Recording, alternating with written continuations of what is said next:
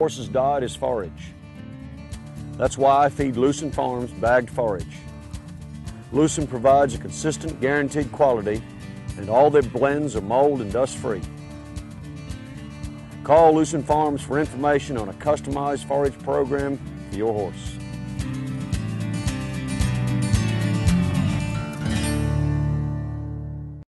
Okay, Rich, we've looked at a couple different products. We've got a few more to look at here underneath the same brand of Lucerne Farms.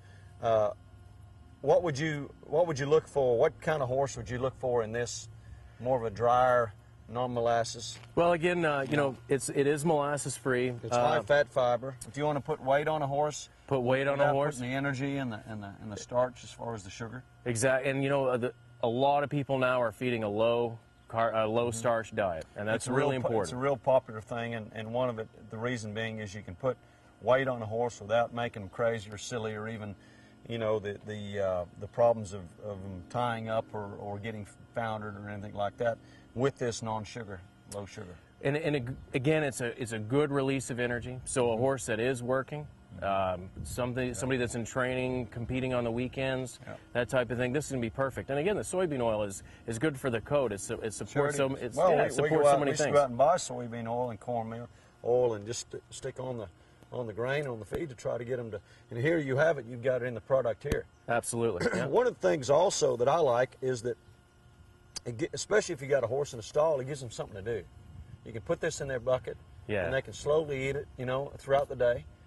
Because it doesn't have a lot of molasses in it, or any at all. They're going to just take their time in picking at it, and it occupies their mind. Well, we were talking about how it's real popular up north in the wintertime, and you know, especially where I am, a horse will get a blanket on him, and geez, if it's 40 below outside, he's not going to go outside. And what people find is when they take the blankets off in the springtime, oh my gosh, the first thing I got to do is trim them up and groom them, because the hair's grown, it's shiny, it just looks like he needs a good spring cleaning. Exactly. Yeah. Exactly. But they're not seeing the ribs because it's keeping the weight on them. Okay, let's look at another bag. Absolutely. Here. So Chris, this is our Totally Timothy product. It is just what the name says. It's 100% Timothy. It's guaranteed at 7% protein. It's the lowest protein that we guarantee out of any of the products.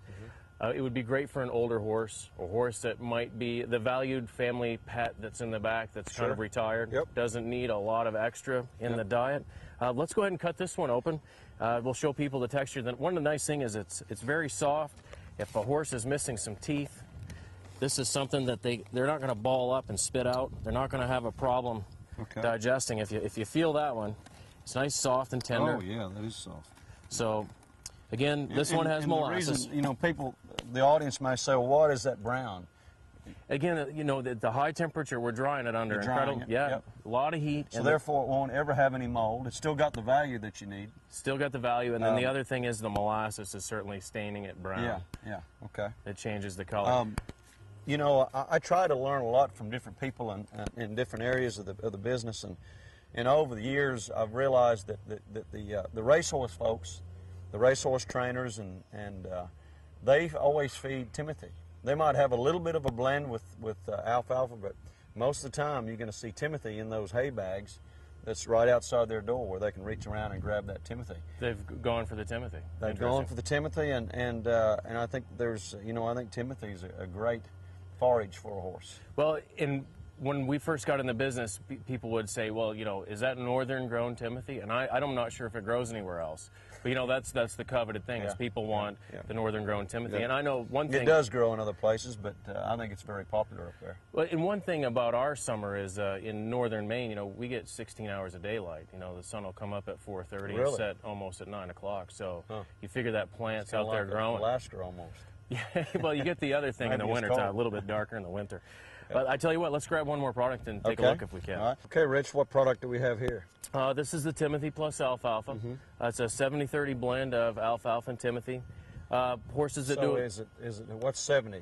70% Timothy. 70% Timothy. 30% alfalfa. Horses that are involved in a little bit more activity, a little bit more work. This is real popular with the thoroughbred guys. Guys that are working their horses a little bit more, you can see it's a little bit greener. Okay. And again, the alfalfa's in there. Now, which one of these products have you been using, Chris? Well, actually, I've been using this a lot. You've been using this one. and then some of the straight alfalfa as well. But to my outside horses, the ones that are in the paddocks, I'll use this Timothy alfalfa blend, and then some of the ones that are inside in training, I'll use the alfalfa. But just depending on the horse. Some horses have different needs. You know, some horses can't handle the molasses, so I go to the low sugar. You know, the golden blend. Yep. Some horses, just like you said, are a little older. You know, the straight totally Timothy.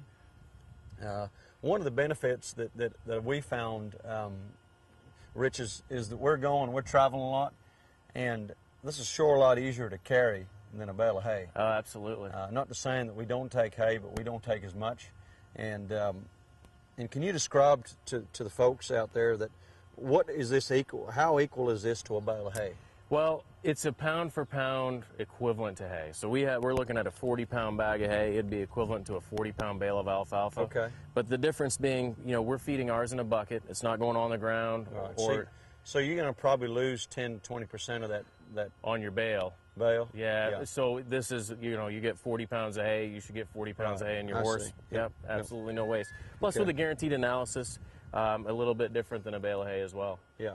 You know, I'm glad you spoke about how you're feeding it differently to different horses, because everybody finds their way of using our feed, whether it be some people like to soak it and make a mash. You certainly don't have to, but some people feel more comfortable doing that. Some people put it in piles on the snow. Some people put it, you know, right in the individual bucket in the stall. So it's what people find comfortable feeding. I see. That's good information. Tell us again, how much do we actually feed? As a general guideline, Chris, we say 2 to 4 pounds per feeding mixed with your grain or your sweet feed in a bucket. Okay. And a gallon is a pound. Our measuring buckets have a line here on the back, so, you know, if you compress it down to a certain line here, you know that you have 2 pounds. Yeah. So kind of what I also say is, like, if you look at a big compressed basketball size chunk of our hay, well, that's it's definitely a about 2 great pounds. alternative to using a lot of hay. We want folks to know that you don't replace grain with this, and it's not something that you replace hay with. It's something that Using combination with Combination, both, yep. and maybe use a little bit less of your hay, yep. because again, it's a pound for pound replacer. Tell us where folks can get a hold of this at. You're in some feed stores, is that correct? We're in Neutrina stores. Yeah, absolutely. Quite a few Neutrina stores out of the New York area, New York and New England. We're in 1,000 stores up and down the East Coast. Yep. So basically, anything. Well, what if somebody's on the West Coast that wants to try this? How would they go about it? Well, we're growing our distribution, and they should give us a call. Go to our website, which is lucernefarms.com, and certainly give us a call. You'll probably get me on the phone, and we're going to try to set up some distribution, get it out to the people that need it, because there's some areas that really could be using this with the drought that's going on. Boy, it's dry and hot, huh? Yeah, it is. Well, I appreciate you coming down here to Texas, Rich. Thanks for the invitation. To appreciate it, you know, Chris. show My us pleasure. this great product. We've been using it here on the ranch and happy with it, and it's just a great alternative to a lot of different things that you can do with your horses. So it's very safe. I don't think you can hurt your horse at all with this. Absolutely. And very convenient. So check it out if you're interested.